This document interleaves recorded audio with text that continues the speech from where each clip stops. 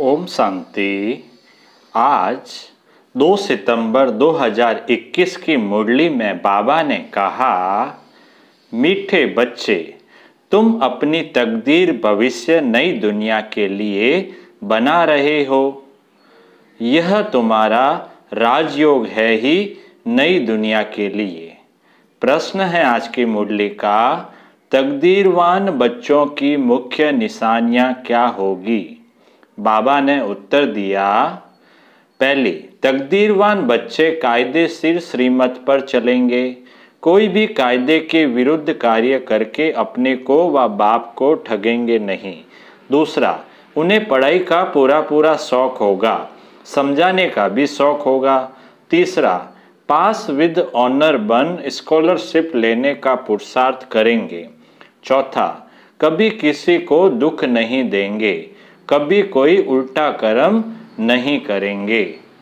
आज की मुरली का गीत है, तकदीर जगाकर आई हूँ। अब सुनते हैं मुरली विस्तार से। ओम शांति। मीठे मीठे रूहानी बच्चों ने गीत सुना, नयों ने भी सुना तो पुरानों ने भी सुना, कुमारियों ने भी सुना। यह पाठशाला है। पाठशाला में कोई न कोई तकदीर बनाने जाते हैं। वहाँ तो अनेक प्रकार की तकदीर है। कोई सर्जन बनने की, कोई बैरिस्टर बनने की तकदीर बनाते हैं। तकदीर को एम ऑब्जेक्ट कहा जाता है। तकदीर बनाने बगैर पाठशाला में क्या पढ़ेंगे। अब यहाँ बच्चे जानते हैं कि हम भी तकदीर बनाकर आए हैं, नई दुनिया के लिए अपना राज्य भाग्य लेने। यह है नई दुनिया के लिए राजयोग। वह पुरानी दुनिया के लिए बैरिस्टर, इंजीनियर, सर्जन आदि बनते हैं। वह बनते बनते अभी पुरानी दुनिया का टाइम बहुत थोड़ा रहा है, वह तो खत्म हो जाएगा। वह तकदीर है इस मृत्युलोक के लिए, इस जन्म के लिए। तुम्हारी पढ़ाई है नई दुनिया के लिए। तुम नई दुनिया के लिए तकदीर बनाकर आए हो। नई दुनिया में तुमको राज्य भाग्य मिलेगा। कौन पढ़ाते हैं? बेहद का बाप, जिससे ही वर्षा पाना है। जैसे डॉक्टर लोगों को डॉक्टरी का वर्षा मिलता है, अपनी पढ़ाई का।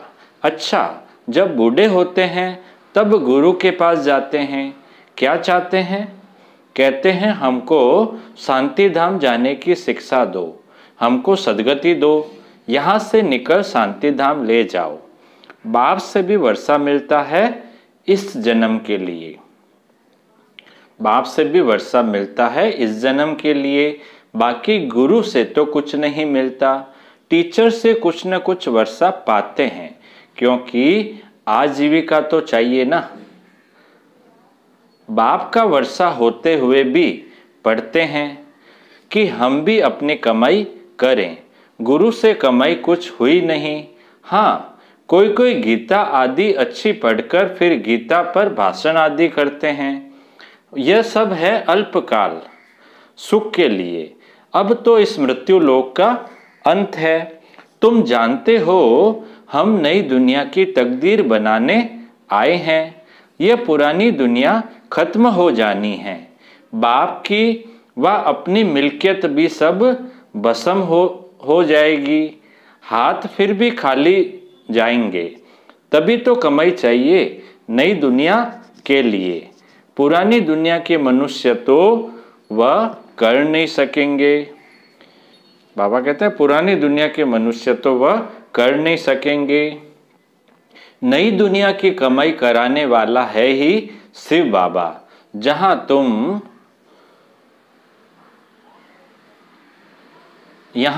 तुम नई दुनिया के लिए तकदीर बनाने आए हो। वह बाप ही तुम्हारा बाप भी है, टीचर भी है, गुरु भी है। और वह आते ही हैं संगम पर भविष्य के लिए कमाई सिखलाने। अब इस पुरानी दुनिया में तो थोड़े रोज है। यह दुनिया के मनुष्य नहीं जानते। तुम बच्चे जानते हो नई दुनिया के लिए यह हमारा बाप, टीचर, सतगुरु है। बाप आते ही हैं शांति धाम, सुख धाम में ले जाने। कोई तकदीर नहीं बनाते हैं। गोया कुछ भी समझते नहीं। एक ही घर में स्त्री पढ़ती है, पुरुष नहीं पढ़ता। बच्चे पढ़ेंगे, माँ बाप नहीं पढ़ेंगे। ऐसे होता रहता है। शुरू में परिवार के परिवार आए, परंतु माया का तूफान लगने से आश्चर्यवत सुनंती कथनती बाप को छोड़ चले गए। गाया हुआ भी है, आश्चर्यवत सुनंती कथनती बाप का बनंती पढ़ाई पढ़ावंती। फिर भी हाय कुदरत, ड्रामा की ही बात हुई ना। बाप खुद कहते हैं, अहो ड्रामा अहो माया, किसको फारगती दे दी। स्त्री पुरुष एक दो को डाइवोर्स देते हैं, बच्चे बाप को फारगती देते हैं। यहाँ तो वह नहीं है। यहाँ तो डाइवोर्स दे न सके। बाप तो आए हैं बच्चों को सच्ची कमाई कराने। बाप थोड़े किसको खड्डे में डालेंगे। बाप तो है ही पतित पावन रहमदिल। बाप आकर दुख से लिबरेट करते हैं और गाइड बन साथ ले जाने वाला है। ऐसे कोई लौकिक गुरु नहीं कहेंगे कि मैं तुमको साथ ले जाऊंगा। शास्त्रों में है भगवानुवाच कि मैं तुम सबको ले जाऊंगा। शास्त्रों में है ना भगवानुवाच कि मैं तुम सबको ले जाऊंगा। मच्छरों सदृश्य सब जाने हैं। तुम बच्चे अच्छी रीति जानते हो, अभी हमको जाना है घर, यह शरीर छोड़ना है। आप मुए मर गई दुनिया। अपने को सिर्फ आत्मा समझ बाप को याद करना है। यह तो पुराना छोला छिछी है। यह दुनिया भी पुरानी है। जैसे पुराने घर में बैठे होते हैं, नया घर सामने बनता रहता है, तो बाप भी समझेगा हमारे लिए, बच्चे भी समझते हमारे लिए बन रहा है। बुद्धि चली जाएगी नए घर तरफ। इसमें यह बनाओ, यह करो, बुद्धि उसमें ही लगी रहेगी। फिर पुराना तोड़ देते हैं। ममत्व सारा पुराने से मिटाए नए से जुड़ जाता है। यह है बेहद दुनिया की बात। पुरानी दुनिया से ममत्व मिटाना है और नई दुनिया से लगाना है। जानते हैं ये पुरानी दुनिया खत्म होनी है, नई दुनिया है स्वर्ग। उसमें हम राजाई पद पाते हैं। जितना योग में रहेंगे, ज्ञान की धारणा करेंगे, औरों को समझाएंगे, उतना खुशी का पारा चढ़ेगा। बड़ा भारी इम्तिहान है। हम 21 जन्म के लिए वर्षा पा रहे हैं। साहूकार बनना तो अच्छा है ना, बड़ी आयु मिले तो अच्छा है ना। षष्ठी चक्र को जितना याद करेंगे, जितने को आप समान बनाएंगे, उतना फायदा है। राजा बनना है तो प्रजा भी बनानी है। प्रदर्शनी में इतने ढेर आते हैं, वह सारी प्रजा बनती जाएगी, क्योंकि इस अविनाशी ज्ञान का विनाश नहीं होता। बुद्धि में आएगा, पवित्र बन पवित्र दुनिया का मालिक बनना है। राम राज्य की स्थापना हो रही है, रावण राज्य का विनाश हो जाएगा। सतयुग में तो होंगे ही देवताएं। बाबा कहते हैं सतयुग में तो होंगे ही देवताएं। बाबा ने समझाया था, लक्ष्मी नारायण का चित्र जो बनाते हैं उसमें लिखना चाहिए कि पास्ट जन्म में यह तमो प्रधान दुनिया में थे, फिर इस पुरुषार्थ से तमो प्रधान दुनिया से सतो प्रधान विश्व के मालिक बनेंगे। मालिक राजा प्रजा सब होती है ना। प्रजा भी कहेगी भारत हमारा सबसे ऊंचा है। बरोबर भारत ही सबसे ऊंच था, अभी नहीं है, था जरूर, अभी तो बिल्कुल गरीब हो गया है। प्राचीन भारत सबसे साहूकार था। हम भारतवासी सबसे ऊंच देवता कुल के थे। दूसरे कोई को देवी देवता नहीं कहा जाता। अब तुम बच्चियां भी पढ़ती हो, फिर औरों को समझाना है ना। बाबा ने डायरेक्शन दिया ना, कैसे प्रदर्शनी आदि में तार दी जाए, सो लिखकर आओ। तुम्हारे पास चित्र भी है, तुम सिद्ध कर बतला सकते हो कि उन्होंने यह पद कैसे पाया। अब फिर से यह पद पा रहे हैं शिव बाबा से। उनका चित्र भी है। शिव है परम पिता परमात्मा। ब्रह्मा विष्णु शंकर के भी चित्र है। ब्रह्मा विष्णु शंकर के भी चित्र हैं। परम पिता परमात्मा ब्रह्मा द्वारा स्थापना कर रहे हैं। विष्णु पूरी सामने खड़ी है। विष्णु द्वारा नई दुनिया की पालना। विष्णु है राधे कृष्ण के दो रूप। अब गीता का भगवान कौन ठहरा?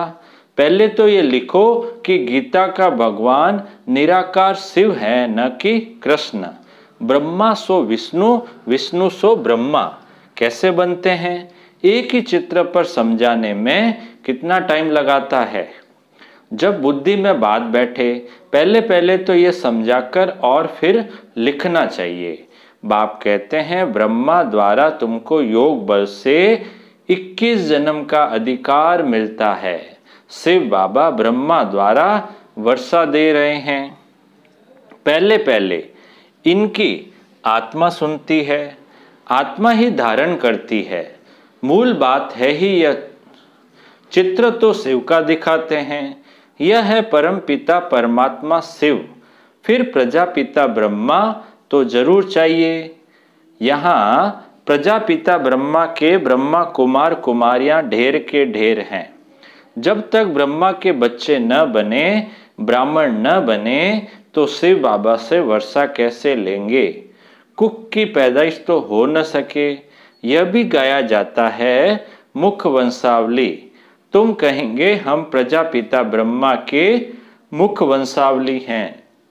वो गुरुओं के चेले अथवा फॉलोअर्स होते हैं। यहाँ तुम एक को ही बाप टीचर सदगुरु कहते हो, सो भी उनको कहते हो जो निराकार शिव बाबा ज्ञान का सागर नॉलेजफुल है। सृष्टि के आदि मध्य अंत का ज्ञान देते हैं। वह टीचर भी है। निराकार आकर साकार द्वारा सुनाते हैं। आत्मा ही बोलती है ना। आत्मा कहती है मेरे शरीर को तंग मत करो। आत्मा दुखी होती है। इस समय है पतित आत्मा। पतितों को पावन बनाने वाला परम पिता परमात्मा है। आत्मा बुलाती है हे पतित पावन, हे गॉड फादर। अब फादर तो एक बैठा है, फिर भी याद किसको करते हैं?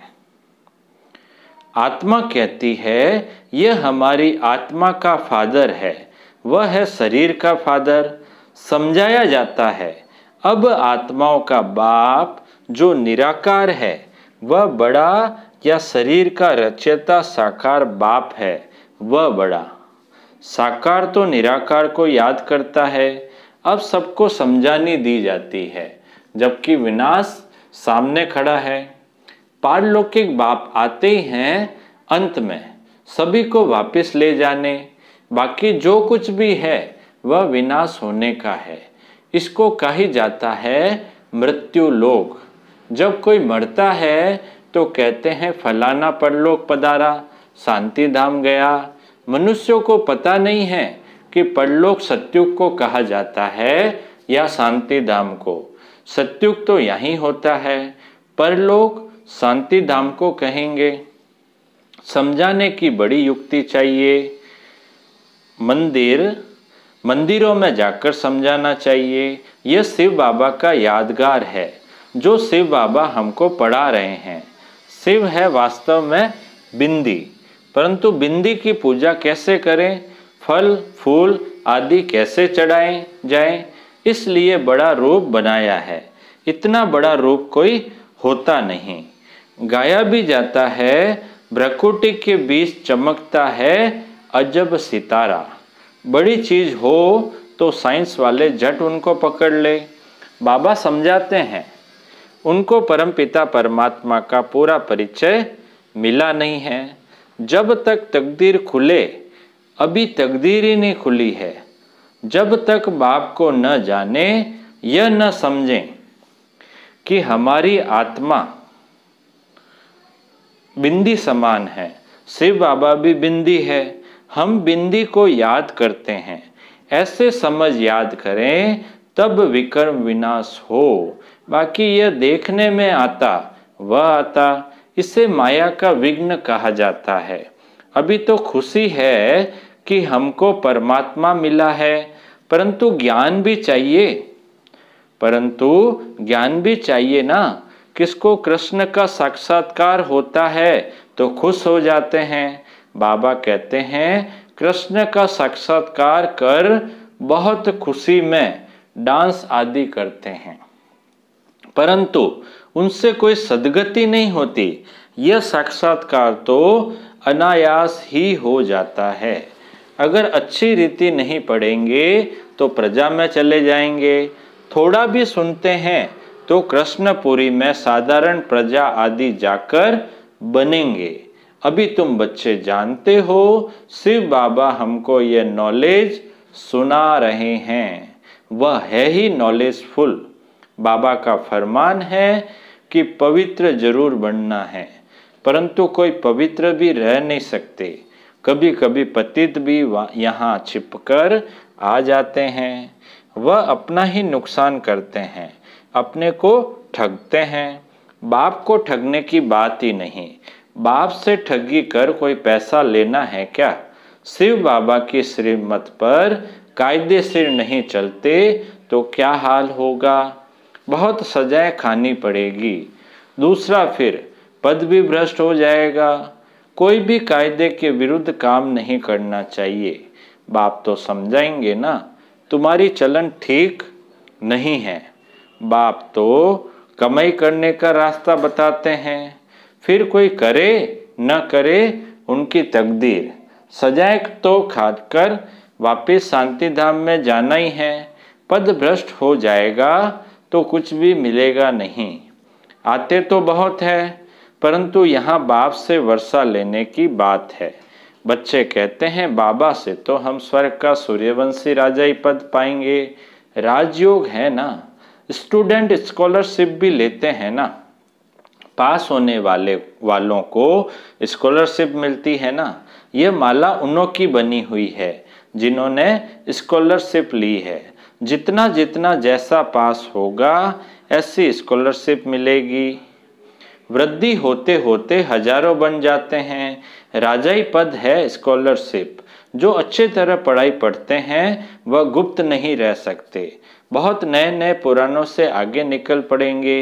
हीरे जैसा जीवन बनाएंगे। अपनी सच्ची कमाई कर 21 जन्मों के लिए वर्षा पाएंगे। कितना खुशी होती है। जानते हैं यह वर्षा अब नहीं लिया तो फिर कभी नहीं ले सकेंगे। पढ़ाई का शौक होता है ना, कोई को तो जरा भी शौक नहीं है समझाने का। ड्रामा अनुसार तकदीर में नहीं है तो भगवान भी क्या करे। अच्छा बाप दादा बोले, मीठे मीठे सिकिलदे बच्चों प्रति माता पिता बाप दादा का याद प्यार और गुड मॉर्निंग। रूहानी बाप की रूहानी बच्चों को नमस्ते। हम रूहानी बच्चों की रूहानी बाप दादा को याद प्यार, गुड मॉर्निंग और नमस्ते नमस्ते नमस्ते सदा रहेंगे। हंसते हंसते बन जाएंगे फरिश्ते। वाह बाबा वाह मेरा भाग्य। अब धारणा के लिए मुख्य सार में पहला पॉइंट, कोई भी कार्य श्रीमत के विरुद्ध नहीं करना है। पढ़ाई अच्छी रीति पढ़कर ऊंच तकदीर बनानी है। किसी को भी दुख नहीं देना है। दूसरा पॉइंट, इस पुरानी दुनिया से ममत्व मिटा देना है। बुद्धि योग नई दुनिया से लगाना है। खुशी में रहने के लिए ज्ञान को धारण कर दूसरों को धारण कराना है। अब मीठे बाबा का मीठा वरदान है, लाइट हाउस की स्थिति द्वारा पाप कर्मों को समाप्त करने वाले पुण्य आत्मा भव। लाइट हाउस की स्थिति द्वारा पाप कर्मों को समाप्त करने वाले पुण्य आत्मा भव। विस्तार है, जहाँ लाइट होती है वहाँ कोई भी पाप का कर्म नहीं होता है। तो सदा लाइट हाउस स्थिति में रहने से माया कोई पाप कर्म नहीं करा सकती, सदा पुण्य आत्मा बन जाएंगे। पुण्य आत्मा संकल्प में भी कोई पाप कर्म नहीं कर सकती। जहाँ पाप होता है वहाँ बाप की याद नहीं होती। तो दृढ़ संकल्प करो कि मैं पुण्य आत्मा हूँ, पाप मेरे सामने आ नहीं सकता।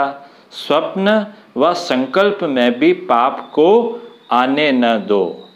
आज की मुरली का स्लोगन है, जो हर दृश्य को साक्षी होकर देखते हैं वही सदा हर्षित रहते हैं।